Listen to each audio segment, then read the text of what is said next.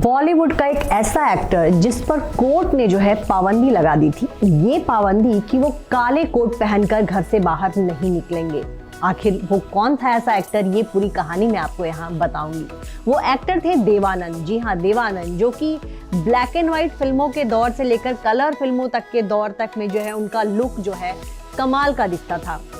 ये कह सकते हैं कि फिल्म इंडस्ट्री के मोस्ट गुड लुकिंग एक्टर्स में से एक थे देवानंद, और उस दौर में जो है लड़कियां उनकी दीवानी हुआ करती थी। कहा जाता है कि एक बार काले कोट पहनकर देवानंद जो है बाहर निकल गए थे और उनको देखने के लिए लड़कियों के बीच ऐसी भगदड़ मची कि कुछ लड़कियां जो है हादसे का शिकार हो गई थी, और इस वजह से इस मामले में कोर्ट को सामने आना पड़ा और कहा गया कि देवानंद जो है अब काले कोट पहनकर घर से बाहर नहीं निकलेंगे।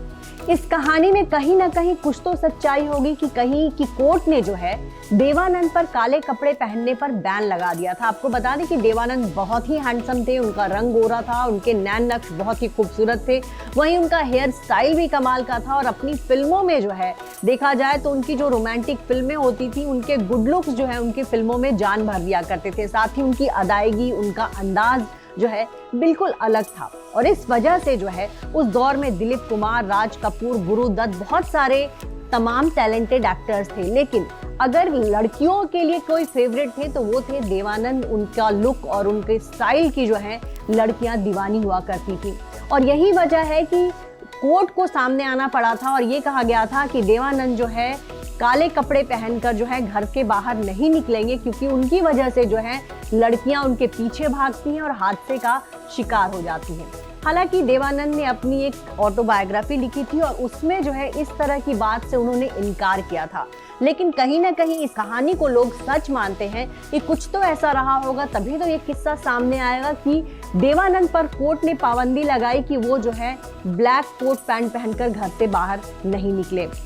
देवानंद के बारे में आपको बताएं तो देवानंद का जन्म 26 सितंबर 1923 को पंजाब के शंकरगढ़ में हुआ था। उनका पूरा नाम धर्मदेव किशोरीमल देवानंद था, लेकिन लोग जो है उनको देवानंद बुलाया करते थे। उनके जो बीच वाले नाम है वो जो है उनके कॉलेज के दिनों में भी कोई उनको इस नाम से नहीं बुलाता, और यही चीज़ जो है बॉलीवुड में हुआ कि देवानंद भी उनका नाम रखा गया। उनके लुक की तरह उनका नाम भी जो है बहुत स्टाइलिश था। आपको ये बताएं कि देवानंद पर बॉलीवुड की कई एक्ट्रेसेस भी फिदा हुई। जब वो बॉलीवुड में पहुंचे थे और उनको सुरैया के साथ फिल्मों में काम करने का मौका मिला तो सुरैया भी उनके प्यार में पड़ गई थी। सुरैया मुस्लिम थी, देवानंद हिंदू, लेकिन इसके बावजूद दोनों का प्यार जो है परवान चढ़ता रहा, और सुरैया जो है देवानंद से शादी करना चाहती थी। सुरैया के घर में कुछ लोग तैयार थे, लेकिन सुरैया की नानी जो है इस रिश्ते के सख्त खिलाफ थी। वो नहीं चाहती थी कि उनकी नातिन जो है किसी हिंदू से शादी करे।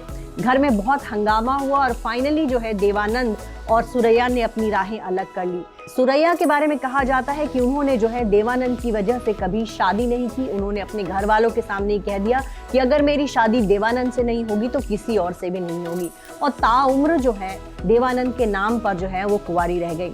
वहीं देवानंद ने जो है बाद के दिनों में जो है एक फिल्म की शूटिंग के दौरान उनकी मोना सिंघा से मुलाकात हुई, और फिल्म का जब लंच ब्रेक हुआ था तो उसी दौरान देवानंद ने जो है मोना सिंघा से शादी कर ली, और बाद में उनकी पत्नी का नाम जो है कल्पना कार्तिक उन्होंने रख लिया था, और दोनों ने जो है शादी कर ली। उनकी पत्नी जो है क्रिश्चियन थी, और देवानंद और उनकी वाइफ का जो है लाइफ टाइम बहुत अच्छा चला। इनके 2 बच्चे हुए। हालांकि शादी के बाद भी देवानंद का दिल कहा जाता है कि जीनत अमान के लिए धड़का था। जीनत अमान को उन्होंने बॉलीवुड में लॉन्च किया था। वो फिल्म थी हरे रामा हरे कृष्णा, और उसके बाद भी कई सारी फिल्मों में जो है जीनत अमान ने उनकी बहन का नहीं बल्कि उनकी हीरोइन का रोल किया था। पहली फिल्म में जो है जीनत अमान उनकी बहन के रोल में थी, और इसके बाद कहा जाता है कि कहीं ना कहीं देवानंद जीनत के प्यार में थे। वो उनको प्रपोज तक करना चाहते थे, और इस बात का खुलासा उन्होंने खुद अपनी किताब में भी किया था कि वो जो है जीनत अमान के प्यार में किस तरह पड़े थे। लेकिन उसी दौरान उन्होंने देखा कि जीनत अमान का झुकाव जो है राज कपूर की तरफ भी है,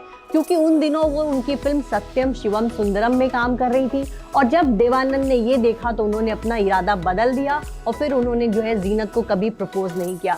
देवानंद वो फिल्म मेकर भी थे जिन्होंने समय से आगे की फिल्में बनाई। उन्होंने मैच फिक्सिंग पर जो है करीब 30 साल पहले ही फिल्म बना दी थी। उन्होंने हमेशा समय से आगे की सिनेमा बनाई, चाहे आप उनकी फिल्में उठा लीजिए, गाइड फिल्म हो, चाहे वो आप कोई भी उनकी दौर की फिल्में देखिए तो कहीं ना कहीं वो फिल्में आज भी उतनी ही फ्रेश लगती हैं, उतनी ही कहानी में सजीवता दिखती है। फिल्म के गाने बहुत बेहतरीन हुआ करते थे और यही वजह है कि देवानंद का जादू जो है फिल्म इंडस्ट्री में सालों तक चलता रहा और आखिरी दम तक जो है वो फिल्मों से जुड़े रहे। आपको बताएं कि देवानंद का निधन जो है साल 2011 में हो गया था। लंदन में उनका निधन हुआ था और उनकी तमन्ना थी कि कोई भी उनके मृत शरीर को ना देखे, इस वजह से जो है उनके जो फैंस को उनकी वो तस्वीर ना दिखाई, जिस वजह से उनका लंदन में ही अंतिम संस्कार कर दिया गया था और फिर जो है उनका अस्थि कलश इंडिया आया था, जहां उसको जो है उनकी राख को जो है गंगा में प्रवाहित किया गया था। तो देवानंद भले हमारे बीच नहीं है, लेकिन देवानंद वो कलाकार हैं जो सदियों तक जो है याद किए जाएंगे।